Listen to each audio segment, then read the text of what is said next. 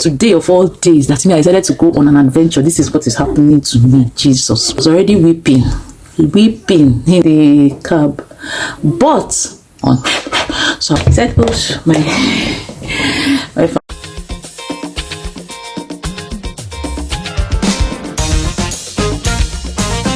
Hello and welcome to my channel. If this is your first time here and if you're a returning subscriber, welcome back. My name is Nkirika. Channel is called Nkirika Life and I share details about my life in the UK and my life in general. So today I'm going to be talking about an experience I had which I just wanted to share because the focus of my channel is gratitude and I just want to share a testimony of one of the things I'm grateful for. In my vlogs I always try to say something I'm grateful about. But today, I just wanted to take some time and really just talk about a testimony because my son is 6 years old now. And though it's not his birthday today, but he clocked 6 in January this year. And this testimony happened when he was 6 weeks old. Yeah, so that's why I thought, well, 6 years, 6 weeks, it's as good a time as any to share this story. So it's a story time video. I'll be doing my makeup while telling this story. Okay, so it's pretty much a get ready with me, story time, you know, all those things. So yeah, it's gonna be fun. So when my son was born, I was working in an engineering company and then I got a job in a multinational oil servicing company after I had him. The testimony is not about how I got the job. The testimony is about something that happened in the process of my getting the job. So I'm going to start by applying my foundation. I know people apply their eye makeup first. Should I apply my eye makeup first? Okay, let's do the eye makeup first. And it's a quick story, so I should be done before I even finish the eye makeup. I hope. I have a mirror over there, so I tend to look at the mirror. So in case you're wondering why I'm looking there. So I had my son and then I was on maternity leave and then I had an opportunity to apply for a job in a multinational oil and gas servicing company, right? So of course I took that opportunity because I mean, that was like a golden opportunity. So I applied. And by the time my son was a month old, I was invited for an interview, which was virtual. So I did the first interview and the team that interviewed me were very impressed and said, oh yeah, they would like to call me back for a second interview. And then they've now informed me that the second interview would be in Lagos. Now, I was in Port Harcourt and I had worked in Port Harcourt for years prior to this occurrence, but I was just about ready to leave Port Harcourt really. So it was much more or less just God's divine intervention from start to finish. I did not mind at all. I did not mind at all having to move out of Port Harcourt, move to relocate to Lagos, even though I had a newborn. So I took the opportunity, like I grabbed it with both hands and said, yes, don't worry, I don't mind moving to Lagos. So they said, okay, the interview will have to take place in Lagos anyway, because the director of the company whom I was going to be reporting to for Sub-Saharan Africa, director of sales for Sub-Saharan Africa was working from Lagos. So I said, okay, no problem. I would go to Lagos for the interview, which I did eventually. By the time they finally scheduled the interview, maybe it was 6 weeks old. So I booked my flights to and from Lagos, a return flight for the same day. So flight was about 7 in the morning, and I told my husband, but like I said, my son was 6 weeks old, so I had my mom and my mother-in-law in the house on that occasion at that time, and I had delivered my boy by cesarean section. So you know how it is when you have a CS, everybody's like, oh, God is faithful, God is faithful. My CS, everything was just favor. God saw me through, really. Don't take anything for granted. So at 6 weeks, I was quite strong, but they were still, you know, pampering me and, you know, taking care of me and everything. But I didn't even, you know, I was strong, actually quite strong. So, but I didn't tell them I was traveling because that would have panicked them even more. I didn't tell them I was going to Lagos. I just said, oh, I have to go to something, a work thing, you know. And they said, well, is your office calling? I said, yes, you know how my work is, which my mom knows because, I mean, my work was really, really, you know, demanding. I used to work as a proposals engineer. So proposal specialist, so it's a very demanding job. So my mom knew that. So when I told her I had to do something for work, she said, oh, okay, no problem, but why now? Your maternity leave, blah blah blah. After everything, they said, okay, no problem, you can go. So I said, all right, thank God, that's the first hurdle. So I told my husband the truth. I told him there's this job and everything. He said, okay, no problem, go. My husband worked outside of Port Harcourt where we lived for several months, right? And he used to go like 2 weeks on, 2 weeks off. So when I told him this, he said, oh, no problem, because he was scheduled to return to Port Harcourt that day. He was supposed to travel, so he felt, okay, yes, everything is pretty much in order, right? So I left. I went to the airport, took a taxi, I think, to the airport, got to the airport and boarded my plane. Okay, so it's time for me to do my lower lid, which gives me a lot of anxiety because for some time now, everything literally just irritates my eyes. So I'm a bit concerned about that. But I'll go in with a regular pencil because, like I said, I've been having a lot of irritation over my eyes and, you know, it's been difficult even, you know, putting any kind of eyeliner on. So I'll just use this regular pencil. So I got to the airport, boarded my plane and, you know, ready to fly to Lagos. And then as I got on the plane, the first thing that I want to mention is that I met a friend, an old friend, somebody I used to know way back before then. I knew her from my NYSC days, my service year. So I met her and we talked, and we hugged, we were happy to see each other, we connected like as if we had never been apart. We talked, but she had a different seat, so she went to her seat, I went to mine. But as soon as I got on the plane, she saw me and just called me my name, even though she called me wrong name first. But eventually she knew me anyway. She mistook my name because we hadn't seen each other for years. So we talked and everything, and then I went to my seat. So when I got to my seat, what happened was so interesting, because I thought I was going to sleep or study or revise, preparing for the interview throughout the flight to Lagos. But something interesting happened. I found myself singing a song throughout that flight. And what song was that? My helper, oh my helper, my helper, oh my helper. Which was strange because I hated that song and I never used to sing it. But that was my first time really, really connecting with that song, and I just loved it. I was like, gosh, this song. I need to get my mirror closer for my brows. You know how it is. So I was like, what, this song?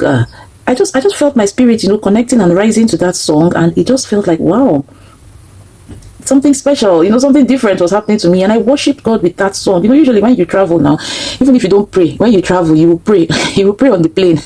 So of course I prayed, and after praying, I just found myself singing that song, during my prayers, and afterwards I kept on singing it. I was just worshiping with the song until we got to Lagos. I'm telling you, I was just in the spirit, and I was like, I'm going for an interview, I'm not going for a concert. I'm not going for administration. But really, it was wonderful. So when I got to Lagos, I took a taxi to Victoria Island, where I had the interview, did my interview. Interview didn't go too well. I made a couple of mistakes when they asked me some questions, but I didn't even realize it until afterwards. But they were happy and they were impressed with me. In fact, they discussed salary with me on that day. For me, I didn't feel like I performed too well at the interview, but they discussed salary with me at that day. When they discuss salary with you, it means that you've gotten the job pretty much, right? So yeah.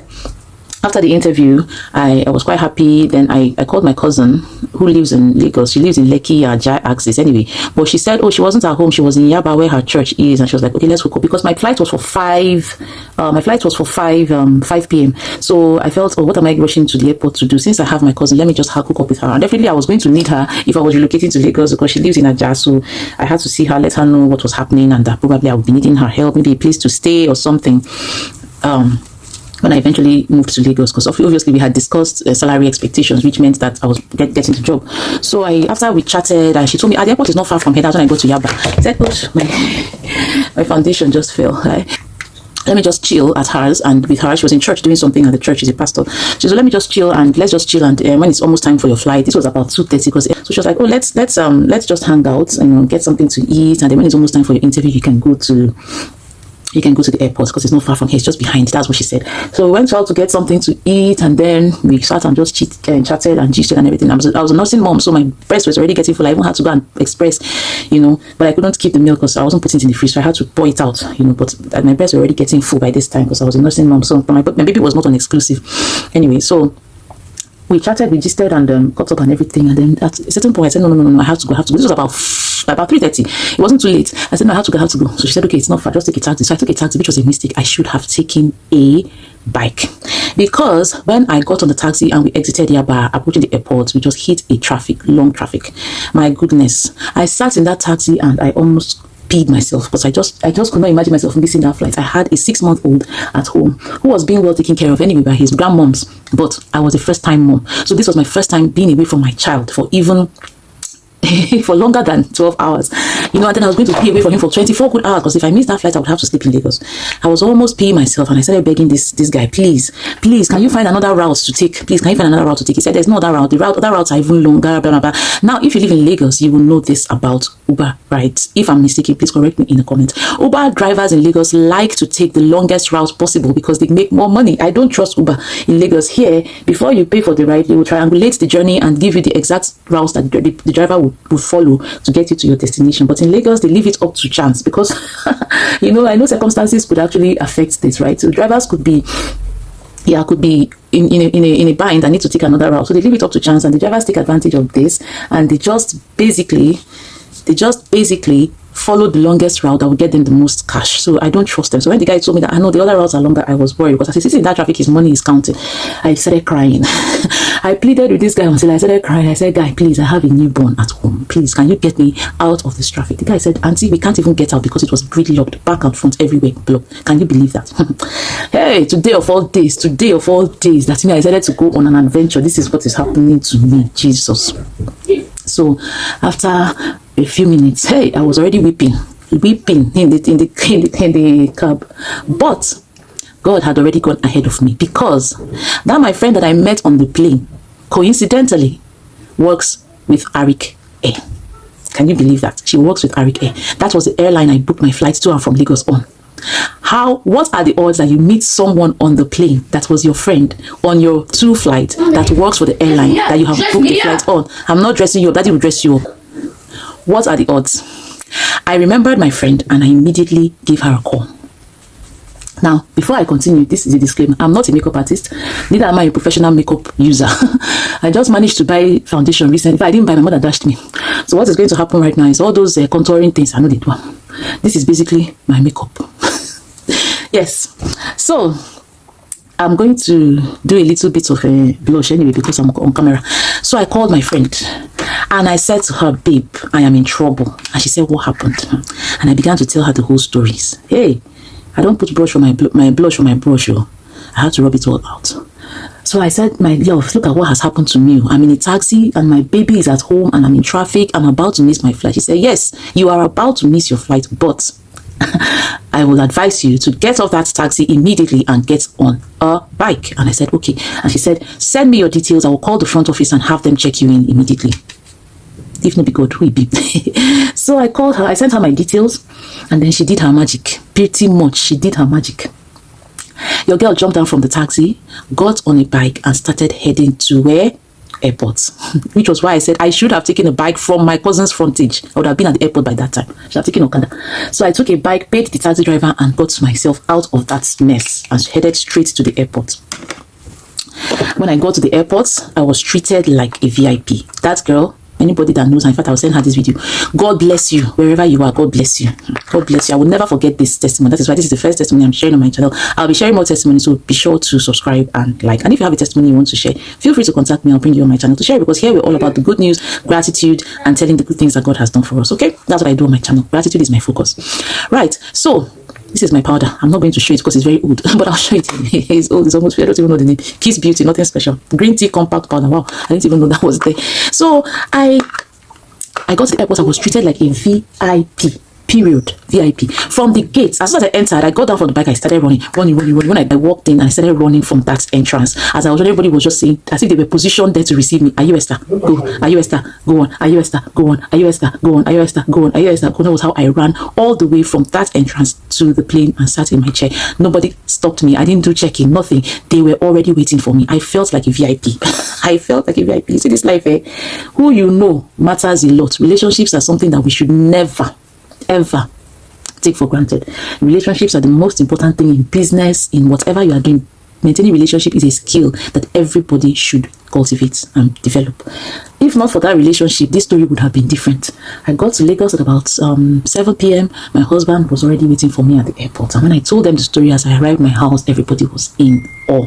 God went ahead of me from the moment I got on that plane. God had already positioned that babe. He already knew what was going to happen. You can argue with me and say, oh, it wasn't God, it was just happenstance, it was just this, it was just that. Well, what are the odds that the friend you meet on the plane on your way to a function is the very friend that can help you? She could have been anybody. She could have been someone that didn't even have any influence to effect any change for me, but she wasn't. She was the person I needed. She was exactly the person I needed. Let me get my brush and apply my brush very well.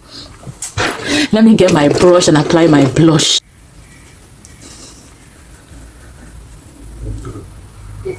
Okay, let me do my lips. I have to wash this brush because I use it for my face and now I have blush on it. I can't find the brush I use for my blush. That is the tongue twister of the day.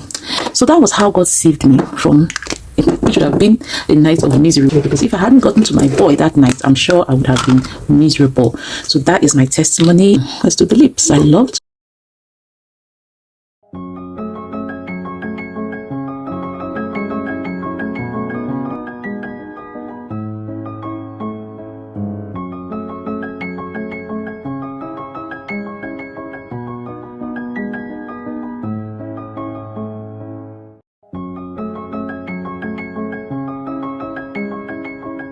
Thanks for watching. I'll see you in my next vlog. Bye. It's good. It's a good. Is it? It's testimony. It's good. It's a good. Is it?